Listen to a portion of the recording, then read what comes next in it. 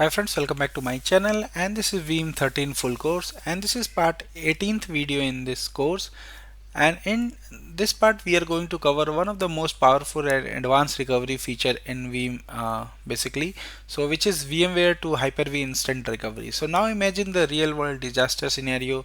Your basically your VMware environment suddenly goes down, maybe due to storage failure, cluster issue, or ransomware attack, and your application are down. Now users are impacted, business is stopped. But what you could take your basically VMware virtual machine backup and instantly run it on a Hyper-V host within a minute. So no full restore, no long basically migration process. That's what exactly we are going to learn in this video, and also we are going to do uh, step by step demonstration also. So you can see here your source is going to be a virtual machine which is running on VMware platform, and your target is going to be a Hyper-V virtual machine which is going to run on Hyper-V infrastructure. So this provides the instant VM recovery, VMware to Hyper-V, no downtime in recovery, and easy and fast process. And let's do this step by step in this video. So let's start with the very basic. What is VMware to Hyper-V instance recovery? So VMware to Hyper-V instance recovery is a feature that allow you to basically take a backup of your virtual VMware virtual machine and instantly run it on a Hyper-V host without waiting for full restore or conversion. In traditional recovery, you would basically restore, convert, and then power on. But in this feature, you directly run the VM instantly, and then you migrate it later on whenever you need it. So that's what we are going to do in this video. So so behind the scene what happened, let's understand what happened behind the scenes. So your basically your virtual machine is going to be a your VMware VM's backup is stored in backup repository in VMDK format, and then basically VM mounts to the backup using vPower technology, which is available with the Veeam, and this disk are then going to be presented and converted to VHDX on the fly by using Veeam technologies, and Hyper-V host has access to that disk, and then VMs are going to be power on. So basically essentially no full conversion required upfront, no wait time, and backup storage. Veeam engine acts as a basically as a temporary runtime environment. Later you can perform your storage migration and to make it permanent. So let's understand first a real life example. So your company is running a critical workload on VMware. Suddenly your VMware cluster fails or storage is become unavailable, but the Hyper-V environment is still working and there is no issue in a Hyper-V environment. So without this feature, you must rebuild the infrastructure, restore full VM, wait for hours. With instant recovery, VMs start on Hyper-V within a minute. Users regain access quickly, and downtime is minimized for the overall environment. So this is the true business continuity solution which is there.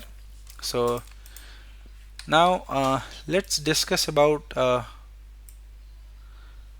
benefit, best practices, and some important consideration also.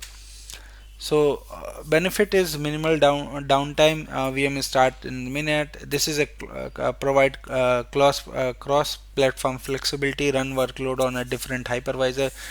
Cost optimization, also leverage existing Hyper-V infrastructure to run a machine in case of any failure. Fast recovery, no need for full restore or for the before running the virtual machine in the production. And business continuity, keep application online during the failure of your VMware infrastructure. So important consideration, basically performed performance depend on the backup storage and backup repository. Basically not recommended for long-term users. It is a temporary solution. You can run it temporarily from the backup repository and migrate it to production storage as soon as possible. Always perform final migration and ensure your proper network is mapping is done to the Hyper-V infrastructure, and then Validate VM after recovery. This is also very important, and you need to make sure your VMs are working as expected in the Hyper-V environment. And best practices: regular test instant recovery scenario, keep backup storage has a high performance, maintain proper documentation, validate restore points on the periodic basis, always plan final migration after the recovery, or basically on the quick recovery via instant recovery.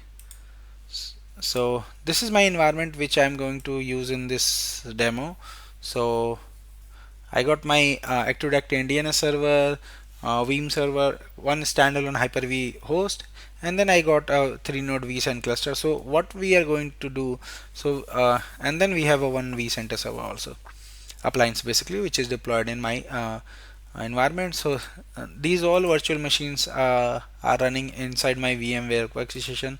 So you can see here, this is my Active Directory and DNS server, then I got my Veeam server, this is my standalone Hyper-V, and then vCenter server appliance, and then 3 ESXi hosts. So everything running inside my infrastructure. Then now I have few virtual machine which is running on, if I show you here,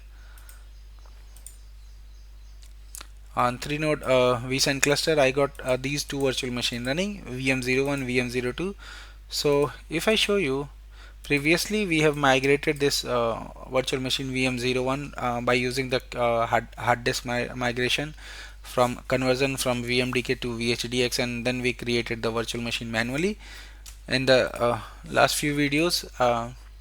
And now in this video we are going to do basically instant recovery for this virtual machine, and then we are going to do the full migration automatically from the Veeam. So let me show you. So this is the my virtual machine VM02, and I'll go here, right click on the virtual machine which you want to do instant recovery, then select instant recovery. So in front of, you can see here platform is a VMware, but if I click on instant recovery, you should be able to see Hyper-V also. So click on Hyper-V because we want to migrate it to Hyper-V. So my Hyper-V host is already added to this machine, this Veeam infrastructure. So I'll go ahead and select my virtual machine, and then you can select your restore points also. So I'll go and select my recent restore point, and then click on next. And then you can see here, this is my virtual machine and host, no target host is defined. So I'll go here and define my host target. So this is my target host, which is Hyper-V host 1. So click here, and now it will resolve the default directory on all the other configurations. So you can see here, this is my Hyper-V host now, and cluster, this is not part of cluster since this is standalone, so that's fine. Go and click next. Now it will tell you the configuration file is going to be inside the Hyper-V, and then our hard disk is going to put in this D drive Hyper-V, and then this is the path. So that's fine. So click next, and then we need to provide the network connectivity. So I'll go ahead and connect with my vSwitch, which is available on Hyper-V. So network is also connected now. Click next. And now if you want to preserve some name and all, you can do that. Let's say restored, you can put, so new virtual machine is going to be a name with the restored. So click next. And then if you want to scan with the threat hunter, you can do. So I'll skip this, and then let me do something. Let's say VMware to Hyper-V restore, and then I'll click next, and then power on the target after restore. So I'll click on finish. Now you can see it's started the it's starting the process for a restore type is instant recovery. So this virtual machine is going to be instantly mount to the Hyper-V host. So you can see pre-allocated the space successfully, or VHDX are mounted successfully. So VHDX files should be mapped here. So now you can see this is my VHDX files, which is coming from basically from the Veeam. And now click so still status is starting. You can see here modifying guest OS settings, so it will modify the guest OS settings also. So let me go here. Now you can see the virtual machine is available. It took the snapshot also after mounting this machine. So now seems everything looks good. Now if I go to instant recovery, you can see here the status is mounting. This is my virtual machine name, and this is the type, and this is my host name where I have done the live mounting, and then the status. So if I click here, you should be able to see it's still modifying the guest OS settings. So let's wait for some time, and once everything done, it will go ahead and power on the virtual machine also. So now if you see here, VM was started successfully, VM has been published successfully, so it seems everything is good. Now if I go here, you should be able to see the virtual machine is powered on and it should be in booting state.